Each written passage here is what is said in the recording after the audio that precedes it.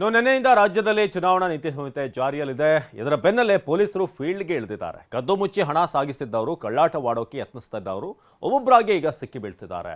ರಾಜ್ಯಾದ್ಯಂತ ಲಕ್ಷಾಂತರ ಹಣ ಜಪ್ತಿಯಾಗಿದೆ.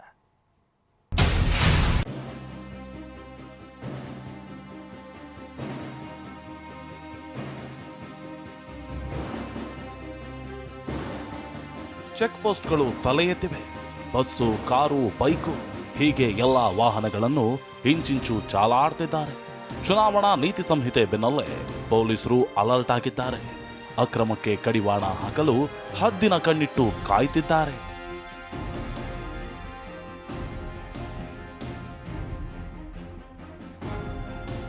ಮದುವೆಗೆ ಸೀರೆ ಖರೀದಿಸಿ ಬರ್ತಿದ್ದ ದಂಪತಿಗೆ ಶಾಕ್. ಚುನಾವಣಾ ನೀತಿ ಸಂಹಿತೆ ಈ ದಂಪತಿಯನ್ನ ಅದೆಂತ ಪೇಚಿಗೆ ಸಿಲುಕಿಸಿದೆ ಅಂದ್ರೆ ಊಟಕ್ಕೂ ನಯಾ ಪೈಸೆ ಇಲ್ಲದಂತೆ ಮಾಡಿದೆ. ಇವರ ಹೆಸರು ವಿಜಯೇಂದ್ರ, ಶಿವಮೊಗ್ಗದವರು. ಇವರ ಮಗನ ಮದುವೆ ಮೇ 1ಕ್ಕೆ ಫಿಕ್ಸ್ ಆಗಿದ್ದು, ನಿನ್ನೆ ತಮಿಳುನಾಡಿನ ಸೇಲಂನಲ್ಲಿ ಸೀರೆ ಖರೀದಿಗೆ ಹೋಗಿದ್ರು. 40,000 ಮೌಲ್ಯದ ಸೀರೆ ಖರೀದಿಸಿ ಇವತ್ತು ವಾಪಸ್ ಆಗ್ತಿದ್ರು. ಈ ವೇಳೆ ಈರೋಡ್ ಚೆಕ್ ಪೋಸ್ಟ್ ಬಳಿ ತಪಾಸಣೆ ನಡೆಸಿದ ಅಧಿಕಾರಿಗಳು ಸೀರೆಗಳನ್ನ ಜಪ್ತಿ ಮಾಡಿದ್ದಾರೆ. 40,000 ನಗದು, ಖರ್ಚಿಗೆ ಇಟ್ಕೊಂಡಿದ್ದ 3,000 ಹಣವನ್ನ ವಶಕ್ಕೆ ಪಡೆದಿದ್ದಾರೆ. ಆಧಾರ್ ಕಾರ್ಡ್, ಲಗ್ನ ಪತ್ರಿಕೆ ತೋರಿಸಿದ್ರು ಕ್ಯಾರೆ ಎನ್ನದ ಅಧಿಕಾರಿಗಳು ಕೋರ್ಟ್ನಲ್ಲಿ ಹಣ ವಾಪಸ್ ಪಡೆಯುವಂತೆ ಹೇಳಿ ರಶೀದಿ ಕೊಟ್ಟಿದ್ದಾರೆ. ಊರಲ್ಲದ ಊರಲ್ಲಿ ತಿನ್ನೋಕು ಕಾಸಿಲ್ಲದೆ ದಂಪತಿ ಪರದಾಡಿದ್ದಾರೆ. ಬೆಳಗಾವಿಯಲ್ಲಿ ಕಾರು ಸಮೇತ 2 ಲಕ್ಷ ಹಣ ಸೀಸ್. ಬೆಳಗಾವಿ ಜಿಲ್ಲೆ ಮೂಡಲಗಿ ತಾಲೂಕಿನ ಹಳ್ಳೂರು ಚೆಕ್ ಪೋಸ್ಟ್ನಲ್ಲಿ 2 ಲಕ್ಷ ಹಣ ಜಪ್ತಿಯಾಗಿದೆ.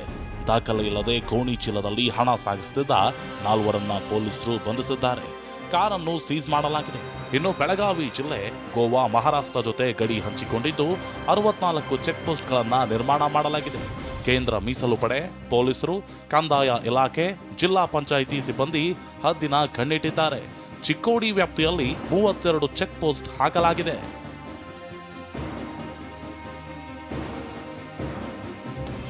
ಅತ್ತ ಕೋಲಾರದಲ್ಲಿ ನೀತಿ ಸಂಹಿತೆ ಜಾರಿಯಾಗ್ತಿದ್ದಂತೆ ಫ್ಲೆಕ್ಸ್ ಕಟೌಟ್ಗಳನ್ನು ತೆರವು ಮಾಡಲಾಗ್ತಿದೆ.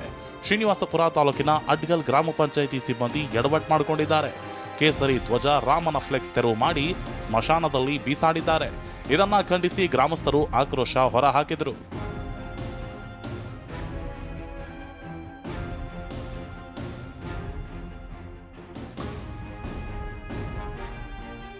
ಈ ನಡುವೆ ಮಂಡ್ಯ ನಗರದಲ್ಲಿ ಪೊಲೀಸರು ರೂಟ್ ಮಾರ್ಚ್ ನಡೆಸಿದ್ರು. ನಗರದ ಪ್ರಮುಖ ರಸ್ತೆಗಳಲ್ಲಿ ಅರಸೇನಾ ತುಕಡಿ ಪೊಲೀಸರ ಜೊತೆ ಹೆಜ್ಜೆ ಹಾಕಿದ್ರು. ಅಂತೂ ಲೋಕಸಭಾ ಚುನಾವಣೆ ಘೋಷಣೆ ಬೆನ್ನಲ್ಲೇ ಖಾಕಿ ಅಲರ್ಟ್ ಆಗಿದೆ. ಬೆಂಗಳೂರಿನಲ್ಲಿ 20 ಲಕ್ಷ ಸೇರಿದಂತೆ ರಾಜ್ಯಾದ್ಯಂತ ಈವರೆಗೂ 23 ಲಕ್ಷ ಹಣವನ್ನ ವಶಕ್ಕೆ ಪಡೆಯಲಾಗಿದೆ.